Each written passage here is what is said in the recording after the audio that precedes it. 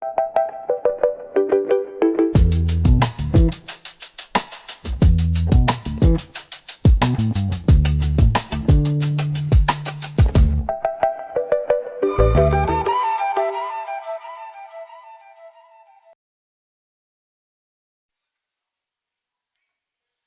and welcome to the COP30 sessions here at High House in Belém, Brazil. Today we're asking a simple question. Will COP30 be a success? Over the weekend we saw ministers arriving from around the world here on site as the negotiations get to crunch point. But what agreement can be made? Will it matter? And will it take the world any closer to averting a catastrophic rise in global temperatures? To help answer those questions, I'm delighted to be joined by Juan Carlos Monterrey Gomez, Panama's Special Representative for Climate Change, one of the negotiators here at COP30. Just recently, he was listed as one of Time magazine's Climate 100. Juan Carlos, thank you so much for coming on. Thank you so much for the invite. It's a pleasure for me to be here. Thank you. So let me start with a simple question. For our audience watching at home, some of them may be wondering, what is the point of tens of thousands of people flying here to Belém to have this conversation at COP? What is the point for you of COP30? So the COPs are the only space where every country government has one seat and one microphone to vent out what are the things that they want out of the international system to combat climate change. So it's the only multilateral space that we have globally for countries to come together. Why is it important? Because you cannot fight the climate crisis alone as a single government or even as a region. It is a crisis that touches every corner of the world, and to cut emissions, we need a joint global effort. I mean, I guess it's one thing for all of the countries to come here, but I guess then the question is, what comes out the other end? What is the result of everybody coming together? And we've just seen here the COP presidency, Andrea Correa de Largo, publishing a note late last night on where we are with these negotiations for COP30. I think our first sense of what we will get out of COP30. What was your reaction to that? So this has been named the COP of Truth. And the truth is that for the past 33 years, we have not been able to get to the point where we need to be. The objective of this convention is to stabilize greenhouse gases in the atmosphere, and we're nowhere near. We have more than double emissions since we actually started meeting in these COPs to cut the emissions. Yes, the pace of rise of the emission has decreased a little bit, but that's nowhere near where we need to be. So this COP, which has also been named the COP of Implementation, needs to deliver concrete, easy to understand outcomes for everybody in the world. What are those outcomes? We need a roadmap to end deforestation within the next 10 years globally. If we don't get that roadmap here in this COP that is hosted in the Amazonia, I don't think we will ever get something like that.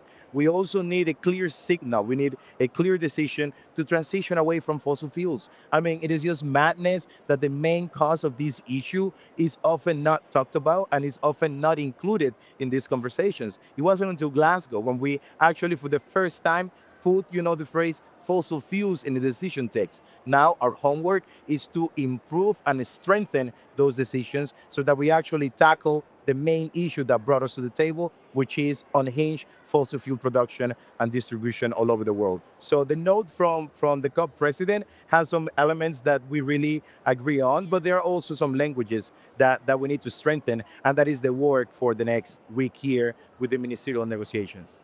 Because, I mean, it's called the implementation COP. I wonder how easy that is for a COP to do, because what happens at COPs is countries come, they negotiate, they make targets. So famously in Paris 10 years ago, we agreed a level of heating that countries agreed to. Last year in Baku, there was a level of finance that was agreed at COP. But is it really at COPs where the implementation happens? Is the implementation not, in China, where innovations in solar power means that the power becomes, much cheaper for everybody to use? Is it not in, when people are working on battery storage? Is that not where a lot of the implementation of these targets actually comes? And COP is about setting numbers and setting targets. So what a COP can do is to send signals to the market, signals that are built on the consensus of all the country governments that are here. For example, with the Paris Agreement, we sent a strong signal to the market, and that has helped in the uptake of renewable energies globally. Without the Paris Agreement, there is no way renewable energies would have grown as fast as they grew during this Paris era. However, it is well understood that, to paraphrase my minister, cops are seen by the general public as a jet setting orgy of bureaucrats that travel with a high carbon footprint and with little results. That's the talk out there because that's what we have delivered in the past. We have really failed to actually get to the objective of this convention, and that is why people sometimes question what is the benefit of this space. However, we believe in multilateralism. We believe multilateralism, especially climate multilateralism, needs to be reformed. We need a system wide reform because the current way of working is not delivering those results. It's like when you have a toxic girlfriend or a toxic boyfriend, you have this conversation, they say they're going to be different, they slap you, you come back, they slap you again, you come back. It's a toxic relationship. And this is the moment when we need that friend to come over and say, hey, dude, wake up. This system is not going to give you the results that you want because it's not built for that. This system is built on consensus, and consensus is killing ambition. So what Panama is pushing to make this the curve of implementation is basically cutting through red tape, cutting through stupid bureaucracy, and I can delve more into that. Please, that was exactly going to be my next question. Could make this real for our audience? If we are going to be the COP of implementation, what can be agreed here that will make that difference? Let me give you some context. We talk about this climate COP, but there are more than 15 environmental and health conventions under the multilateral system. For each one of these conventions, you need to develop at least 3 reports in a period of 5 years. The math is very simple. 3 times 15 is 45 reports. Some of these reports, if you talk about, the climate targets, can cost you all the way up to $4 million, $5 million. Let's assume that each one of them just costs $500,000. 15 times $500,000, that is at least $20 million that don't go to conservation, that don't go to restoration, that does not go to indigenous peoples and Afro-descendant communities, who are actually the ones that implement the actions on the ground, who are actually the ones that get, their hands dirty, pushing this on the ground. They are the ones that implement. So at this COP, we're pushing for a decision that calls for a common reporting framework, at least on Rio conventions. So instead of submitting, 3 to 4 separate documents, we can submit all of our targets in just one template that can comply to all the different conventions. And that's what Panama is doing. We will not longer submit a separate climate pledge, a separate biodiversity, the certification, plastic, or ocean conservation. We have developed what we call the nature pledge, which is the compilation of all our nature targets, which we are submitting to all the UN convention at once this week.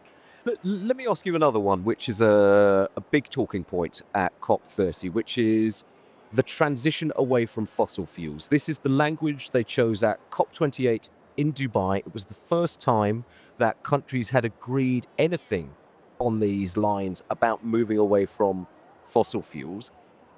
It was a real diplomatic struggle to get people to sign up to that language. So, an achievement for negotiators in getting people to agree to that language.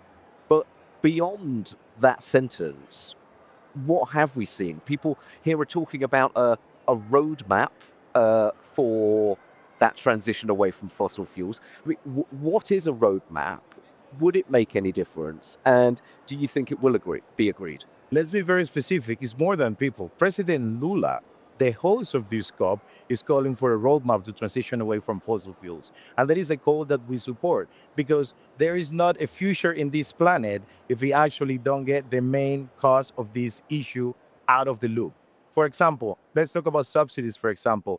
Fossil fuel subsidies. That is part of the roadmap. That is part of a future phased out of these very polluting things that we have on Earth. Why? Because currently country governments are literally paying criminals to kill us, sometimes slowly, sometimes fast. And those are the fossil fuel subsidies. Like imagine if you were to pay any other industry to put venom and to put toxic things in our bodies. That is the same thing that we're doing right now with the fossil fuel game when we give so many subsidies, not to consumers, but to producers. And that's where the pervasive aspect of this entire dynamic is very real. But on the subject of the reality matching the rhetoric, it's all very well for President Lula to say he backs transitioning away from fossil fuels. Next to us here is the Amapá Pavilion at COP. Amapá is a region of Brazil where they are about to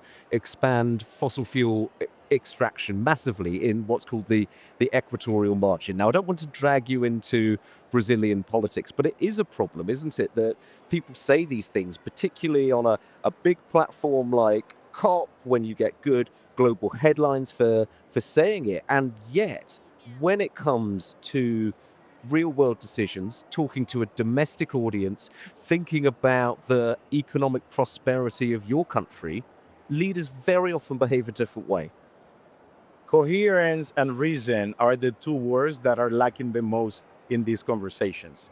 And we risk making this process obsolete because if we have made so many promises in the past that we have not fulfilled, there is just a level of temperature that the general public can simply just admit or handle. But after so many failed promises, people are gonna turn off. And the only muscle that this conference has, the only muscle that the climate COP has, is the fact that many people know about it and many people pay attention to it. Because ultimately, most of the agreements here are not that legally binding. It's not like the ICJ is going to come to you and put a gun in your head if you don't fulfill your climate pledge. Ultimately, our main muscle is the fact that people pay attention. But if we keep making promises and we don't fulfill those promises, people are going to turn off. And then this space is going to become irrelevant. We're very close to that point. So we expect that out of this COP, we actually send the signal that this space is relevant, that yes, it's not perfect,